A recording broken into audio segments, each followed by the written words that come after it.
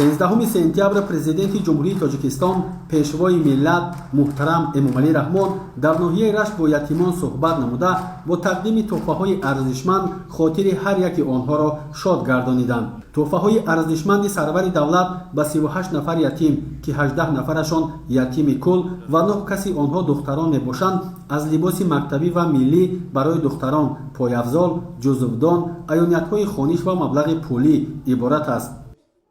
ما افتخار میکنیم که امروز جناب عالی به منطقه رشت قدم رنجه کردن.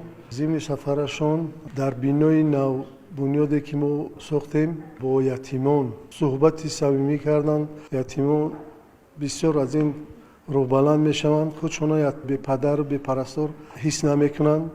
با گرفتن تحفه‌های ارزشمند و خاطره‌ای و صحبت آزاد و صمیمی آنها بار دیگر احساس نمودند که پیشوای ملت محترم امامعلی رحمان در راه زندگی بهترین پشتیبان و دستگیر و مددگار یتیمان هستند.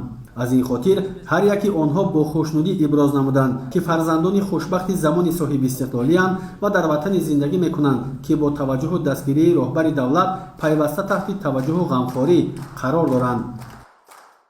миннатдории худро ба муҳтарам ҷаноби олӣ мерасонам ки барои мо ҷавонони имрӯзу фардои миллат чунин кишвари озоду осоишта муҳайё кардааст.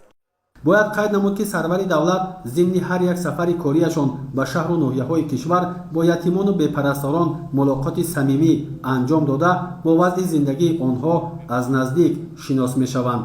غمخواری به یتیمان و بی‌پرستاران و فرزندان عائله‌های کم‌بضاعت در سیاست اجتماعی حکومت جمهوری تاجیکستان جایگاه خاصه داشته برای بهتر نمودن شرایط مساعد زندگی و تحصیل آنها پیوسته تدبیرهای ضروری اندیشیده می‌شود. ما جوانان پیوسته برای آباد و آبادانی گردانیدن کشوری عزیزمان کوشش می‌نماییم. президенти ҷумҳурии тоҷикистон муҳтарам эмомалӣ раҳмон зимни суҳбати самимию падарона бо ятимону бепарастороне ки бо амри тақдир аз падару модар маҳрум мондаанд такроран таъкид доштанд ки онҳоро ҳеҷ гоҳ танҳо намемонанд ва то ба ҳаёти мустақилона қадам ниҳоданашон раҳнамоӣ мекунанд.